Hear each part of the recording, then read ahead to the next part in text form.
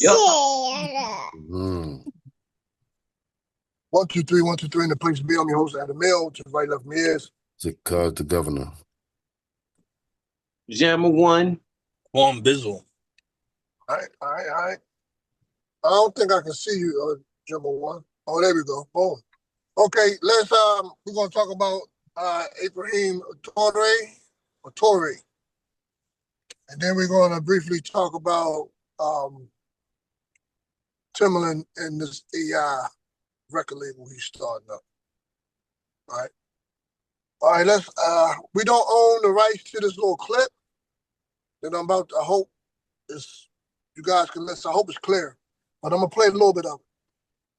If you hear him outside, I'm hearing motorcycles and stuff. I'm currently outside. Traore, Langley's feeble attempt to spin his narrative as a military perspective reeks of desperation. This is not just a story about one general's backpedaling. It's a glaring expose of the West's age-old playbook of destabilizing Africa to maintain its chokehold on the continent's resources and sovereignty. But this time, with revolutionary leaders like Traore at the helm and a united African consciousness awakening, the West is finding its schemes faltering. Let's rewind to April 3rd, 2025. In the hallowed halls of the U.S. Senate, General Langley, the first black four-star general in the U.S. Marine Corps, and AFRICOM's sixth commander, stood before the Senate Armed Services Committee. Responding to a question from Senator Roger Wicker about corruption linked to Chinese trade, Langley zeroed in on Burkina Faso's young leader. "Absolutely, Chairman, I see this and I don't mind calling it out," he declared with the arrogance of a colonial overseer. "Captain Ibrahim Traore in Burkina Faso, their gold reserves are just in exchange to protect the junta regime." The words landed like a grenade across Africa. From Ouagadougou to Nairobi, from Lagos to Accra, the African continent erupted in righteous indignation. Social media platforms, X, TikTok, Instagram, became battlegrounds where Okay. I'm going to give my take on it first. You fellas don't mind. Back in slavery, they had something called the overseer, the house nigger, and that's what the ER. To keep the other slaves in line.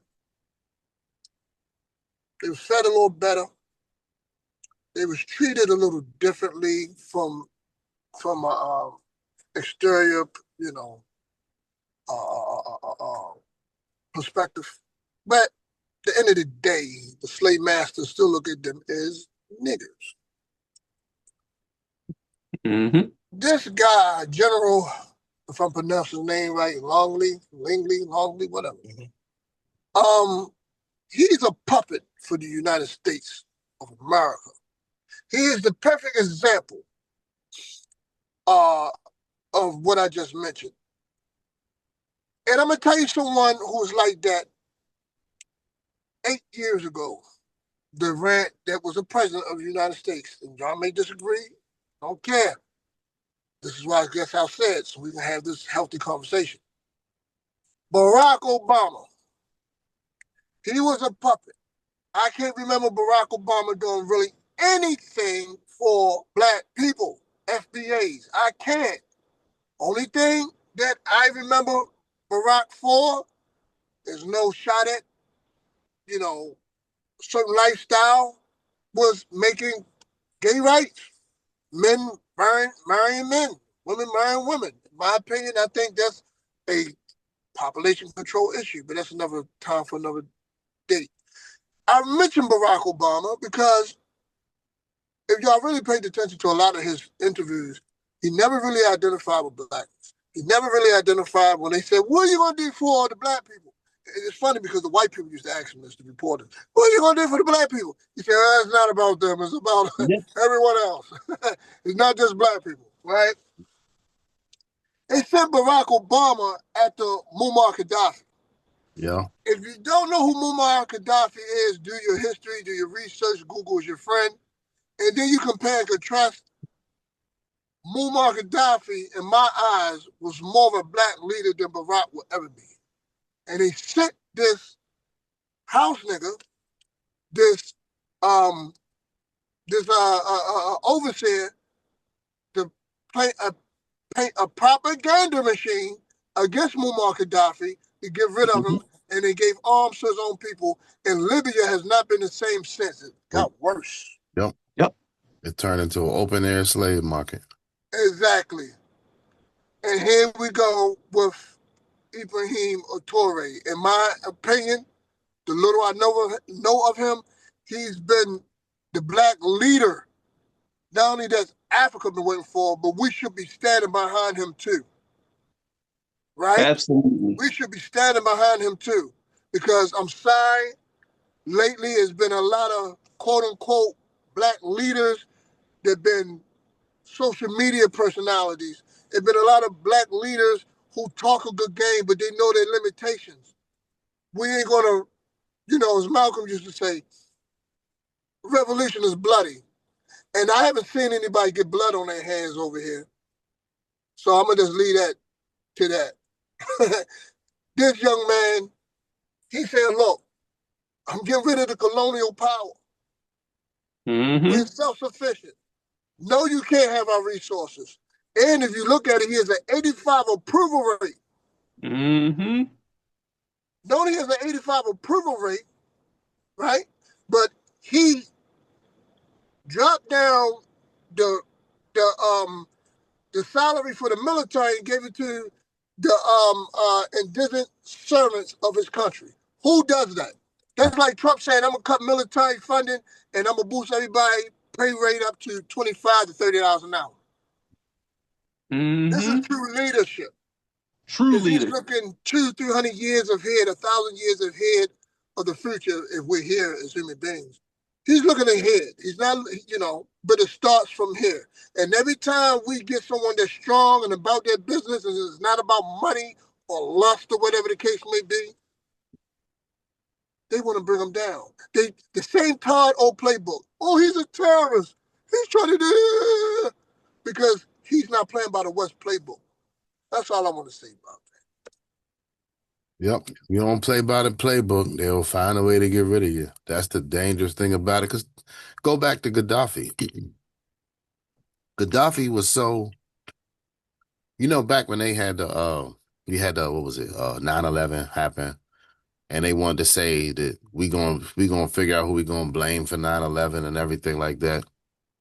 They probably could have wanted to use Gaddafi to blame him at first, right? But he hadn't been acting up by their terms, acting up. He hadn't been doing any of that. Gaddafi been doing his thing. He would just come over to the UN, make his speeches, stay in his tent over there. What was it? What was the name of that park? Central Park. He would set up his tent, bring the guards over there. Like, nah, I'm not staying in none of y'all hotels because I don't trust y'all. That's what I liked about Gaddafi when it came down to it. He always spoke his mind. And the things that he was about, they would try to paint him to be this dictator, like the same way that they try to, when they talk about Traoré now, and the way they talk about other people when they trying to do something for the people. They always try to paint this picture like, oh, they're some type of like cruel dictator. They try to give you these type of communists, or they try to name you all these type of things. Whatever the catchword is that you be afraid of, that's what they're gonna call you, terrorists. Whatever it works at the time, whatever that little fear button that they know that you're scared of at the moment, they're gonna call them that. So that way, we don't want to shed light on the topic that he's talking about. Because when you look at the articles, looking them up, right? They don't talk about what he's saying. They just talking about they trying to cast like to demonize him. They basically want to just do that instead, so that way they can pretty much justify why they try to eliminate. You know what I mean? It's a shame how they do this, but it's like the same playbook. And hopefully we get to a point where we can start to see through that. Oh yeah, and they getting and another playbook that have been several attempts on his life by other Africans by the work of the work of the West. Right. Yeah, the what I'm seeing is Africa is really supporting them, and I watched a lot of African produced documentaries on them.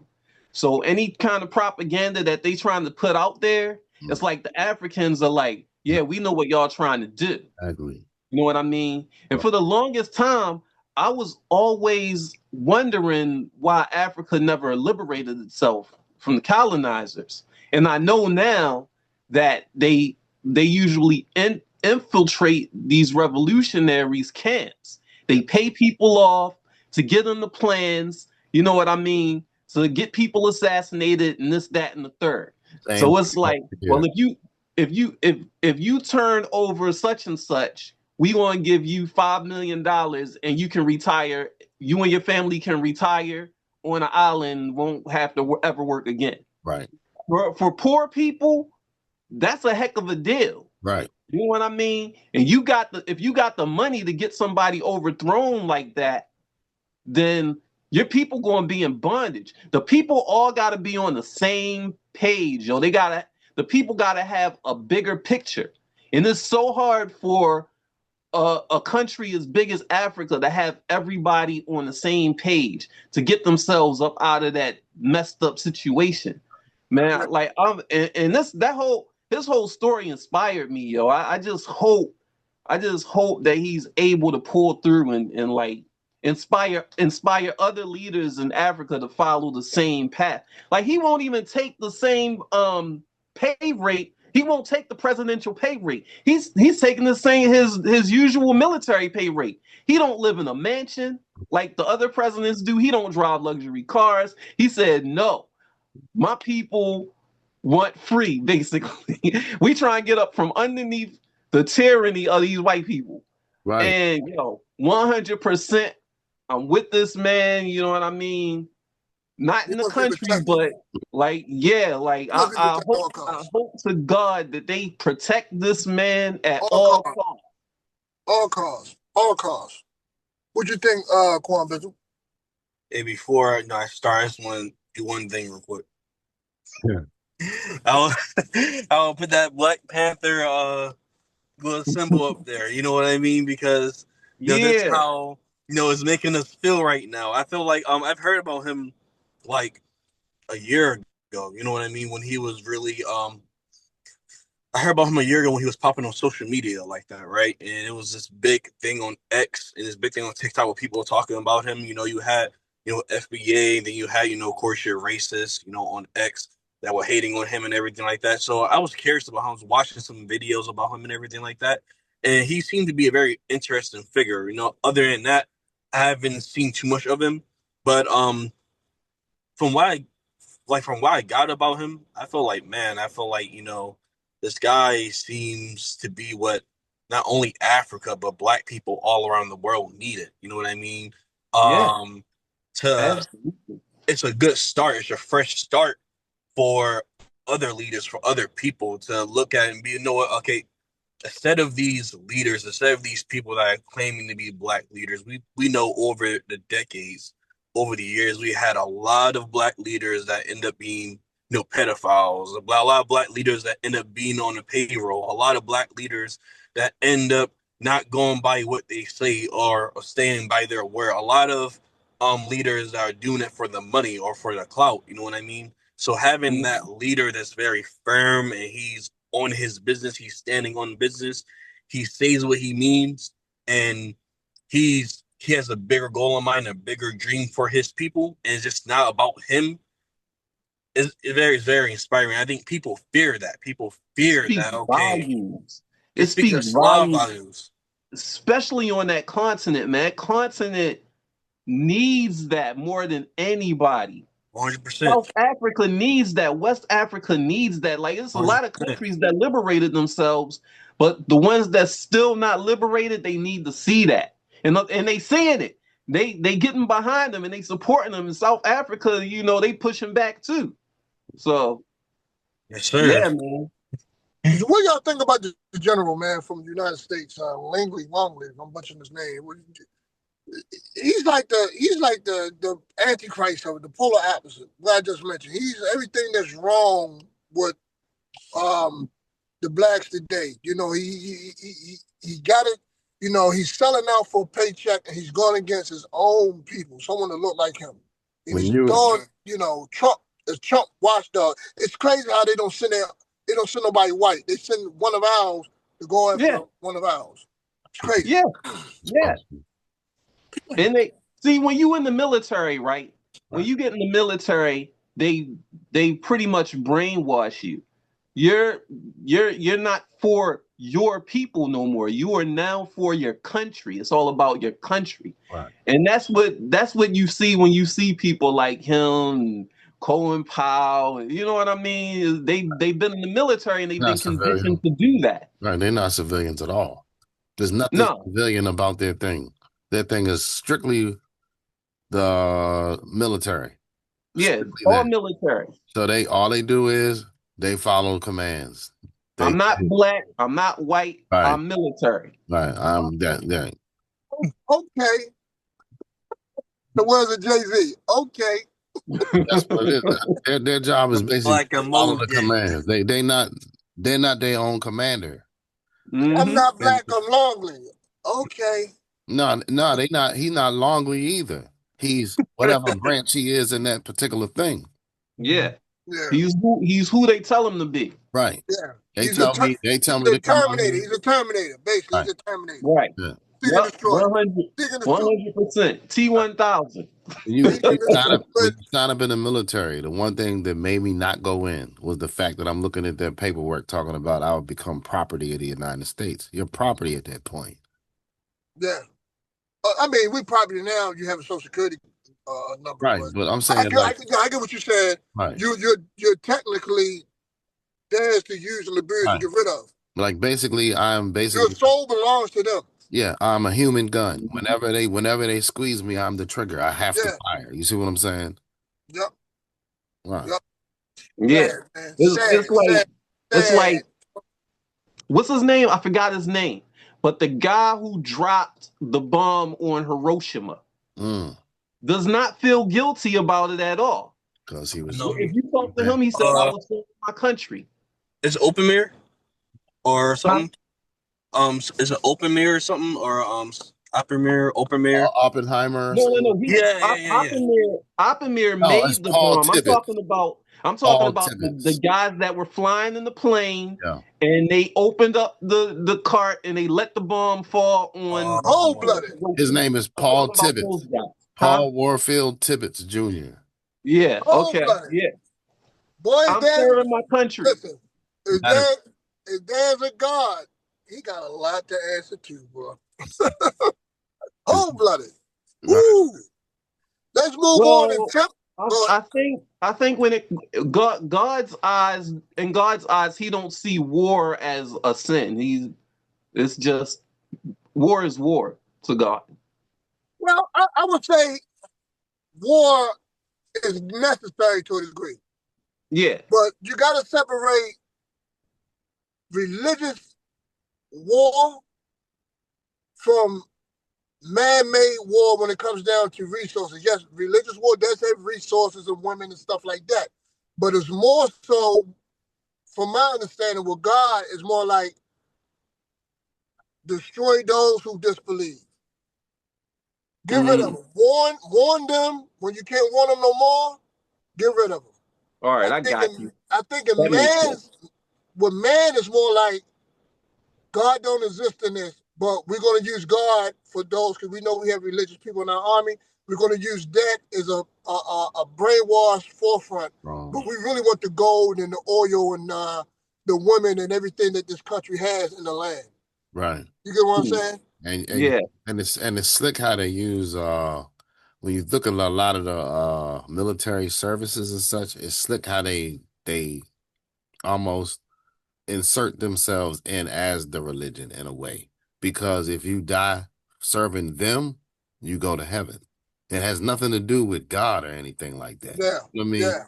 So it doesn't matter what religion you was in. It doesn't matter if you was in one or not. As long as you was serving us, you going.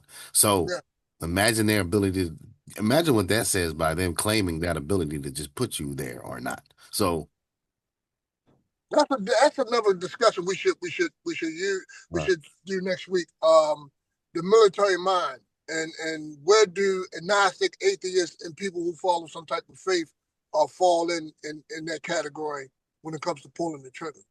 That'd be an interesting topic, a very great, open, honest topic. Yeah. Yeah. Let's move on to Timberland, and I seen something about 3 years ago on Facebook where he was in the studio and this dude was playing some like an AI version of a R&B singer, right? It was like a female. Mm-hmm. And he was amazed. Remember, I think you sent it to me too, Gov. He like, hold on. This is not a human being? This AI? And I said, either he's in shock or he's pretending to be in shock and he's promoting himself. Kind of find out that he's actually promoting himself. I screenshot it, but I'm on my phone, so I'm not privy of showing you guys. But he has an AI company, a record label, and he wants to merge AI with human being, real life human being with AI to make music, right? Right. But check this out. I know when Richmond, where I'm currently at now, you know how you see, you go outside like, damn, I think I can do that. So I go to the trash, man. I'm thinking that, of course they got the little machine to put the trash in. But I'm thinking like, okay. Where the helper at? I see the driver in the machine. I'm thinking the helper's in the car helping the, mechanic. The point I'm trying to make is they fired all the man labor. And this is my opinion. Timberland is sugarcoating the fact that he wants to start a revolution of getting rid of the human element in music eventually. I see it everywhere else, and it's going to twinkle its way into music. First, they start off with the little, the what you call it, and it makes the mastering process. No, that too. But they start off with the little Spotify and stuff like that, right? Take the physical element out of purchasing music. Now they're going to take out the artist itself slowly but surely. And I think Timberland is I could be wrong, but it does look like he's like he's trailblazing their movement to 5 to 10 years from now. They don't need a physical artist whatsoever. Yeah, he's doing the same thing that they tried to do 3 years ago. Remember they signed that other guy? What was it?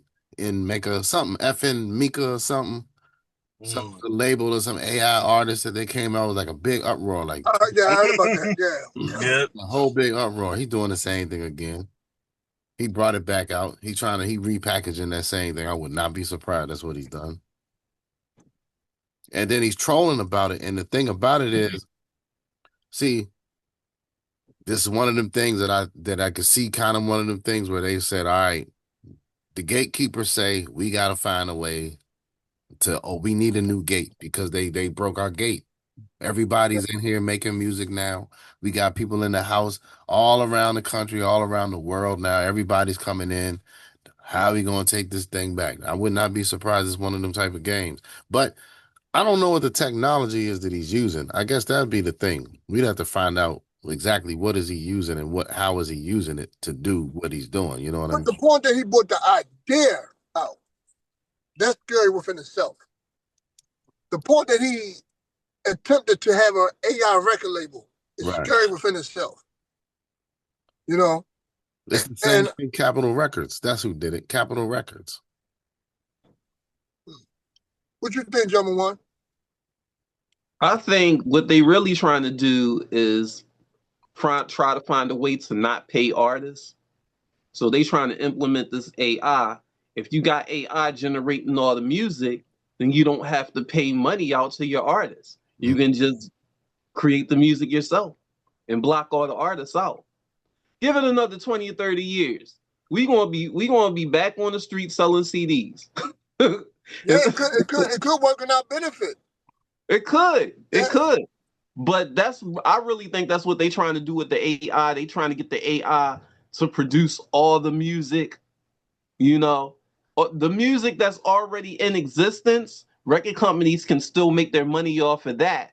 But moving forward into the future, when everything goes AI and you have like organic artists, they're not going to be able to get in unless they can strike a deal to have maybe their AI make better AI music than the company, And so the company Like will implement them into the company so they can like they'll just absorb everything. That's what it's all about. It's what about just live shows? absorbing What about everything live and being shows? greedy. What Huh? about live shows? Concerts. Concerts where they use holograms for that? That's what the I whole wouldn't idea be was. surprised. That's what the idea was anyway. When you think about Yeah. when we had all the meme coins and all that stuff was starting to blow up, of like I say during COVID and all this, like during that time, but it didn't quite blow up like the way people was thinking it would. And I forget what the name of that thing is, where you can make them characters and everything. And they was having like live concerts. You in the house, since everybody was in the house at the time on the quarantine. Everybody in the house anyway, you're right. Right. So then they was doing concerts where you pretty much you join in on the thing and then they just performing live and everybody's in there. They like it's like that idea. That's what they really trying to go back to, that because anytime that they got all this, you can make all of that copyright. You don't have to pay an individual for anything. They're not ruining none of the show. They're not canceling shows because it's not a real person no more. You see what I mean? You don't have to worry about so and so got arrested. They got into this deal. They got killed. None of that. None of those issues. Cut costs for entourage and everything else. Right. And it's the same thing that was going on with the whole movie thing. Remember we were talking about that months ago about how they were trying to do the whole AI thing for stand-ins and stunt, just for people. Yeah. They were just going to use AI people instead. You know what I mean? So that way we don't have to pay, people trying to break in. They just trying to get like 5 seconds of screen time. They ain't gonna get you that no more. So yeah, it's getting real. It's getting real out here. Gee, what do you think, Quan Bizzle?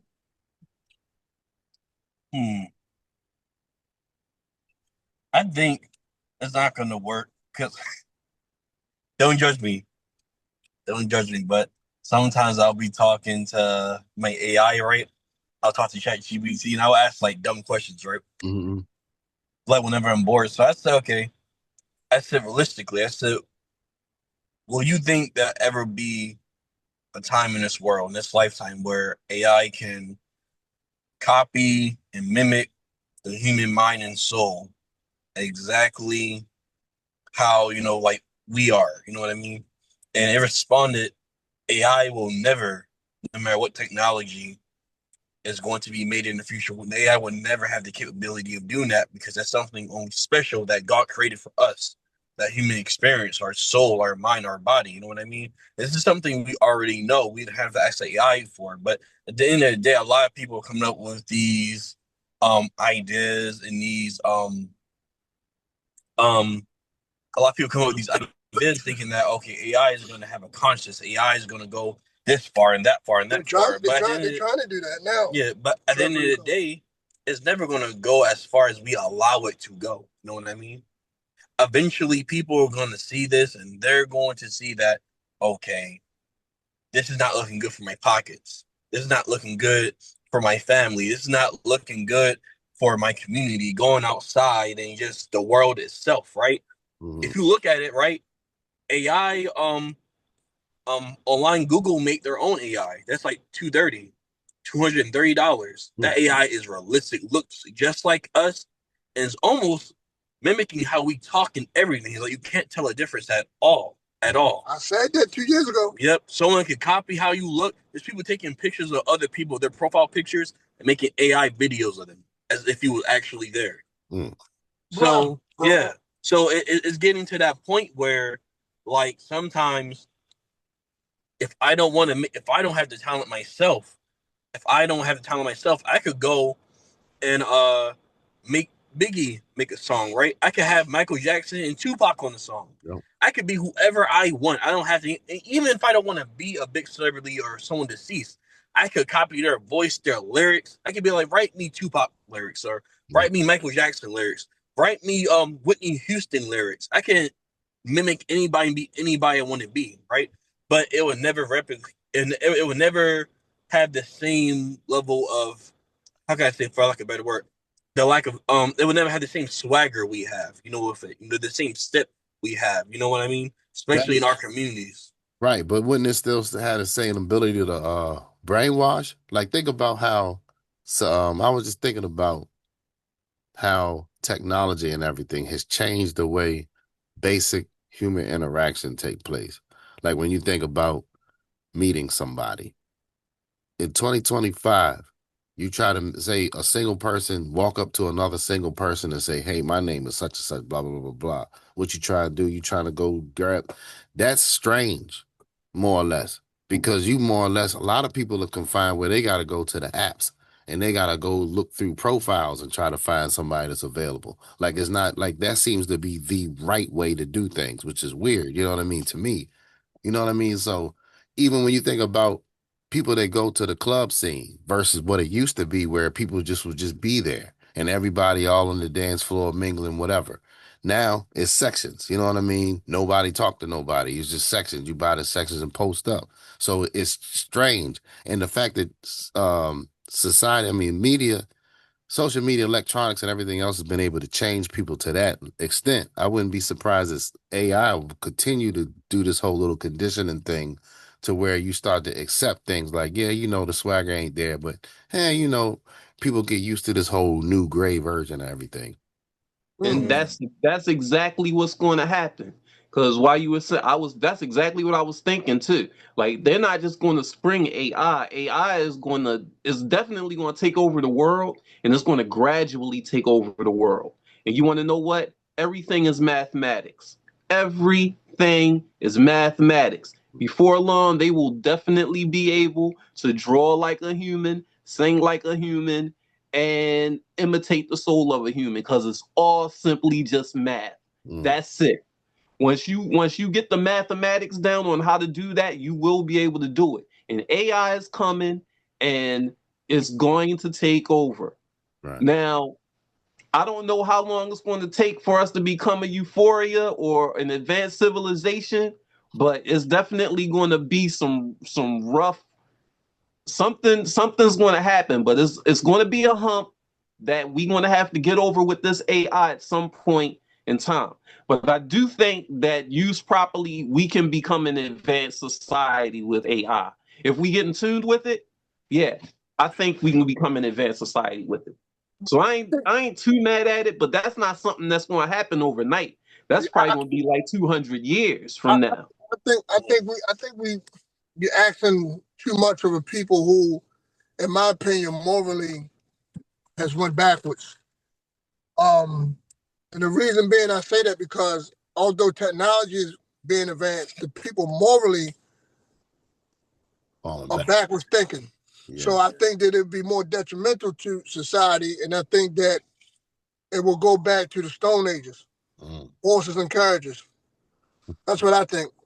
Like because it's gonna be some type of rebellion going on, either from human beings itself. It will be rebellion going on, but it's gonna be. I don't know. Only way a rebellion would happen is if they just spring it on you. But if they gradually work it in over the generations, it won't be a rebellion. I think it will because the children growing up in the system. If the children are growing up in the system that has changed, that's different from 15, 20 years ago, and then they raise their children up in a system that's 20 years ahead, then it's going to be a gradual change. It won't be a revolution. You know what I'm saying? The reason why I think it will be a revolution because it's always going to be that generation or the people of that generation that say, you know what? I'm tired of the same fool. There's always going to be a reformer. Every 100 years, there's a reformer. There's always going to be somebody to say, you know what? This ain't right. This ain't right. You know what I'm saying? And that's going to be the group that rebels. There's always going to be a Castro. There's always going to be someone that rebels against the system. And when it rebels, it's going to rebel to the extreme. And I think that's going to blow us back to the Stone Ages. You know what I think? You know what I think would cause? You know what I think would cause such a rebellion? If things continue to the point, like say, the more technology has increased and improved, right? The more lonelier people have become, which is the craziest thing that you would think it would be the opposite. Like the more things are easier to do, the more people have more time to do with each other. But in reality, reality is the more technology we've gotten, the more things that we've gotten easier to do, the more isolated people have become. And the more isolated the people are becoming, the more they're losing their minds, to the point that it's going to force, something's going to have to change. Think about how bad it got after COVID kicked in. Yeah, people start rebelling. Right. People start rebelling. And they did it in an extreme manner. You know what I'm saying? Because people aren't meant to be solitary. We're not meant to be on the solo. You know, we need each other as much as we refuse to want to believe it. And the one thing that's really, when you think about the way society has declined, is the fact that we have adapted and we have gravitated so much to solitary, to being isolated, to being the individualism. That was the big thing that we've jumped into. The individual is more important than the collective. So we've lost the fact that the collective matters. See, when the collective matters, like we were talking about earlier, when that matters, that's when certain decisions have to take place. There's a reason to save money. There's a reason to do things. But without that, if it's only just for now, and if you get caught into that bubble, the more tighter that bubble gets, the more isolated you get. And the more isolated you get, the more agitated and everything else becomes, you know? Yeah, there will always be a reformer, man. I agree with that 100%.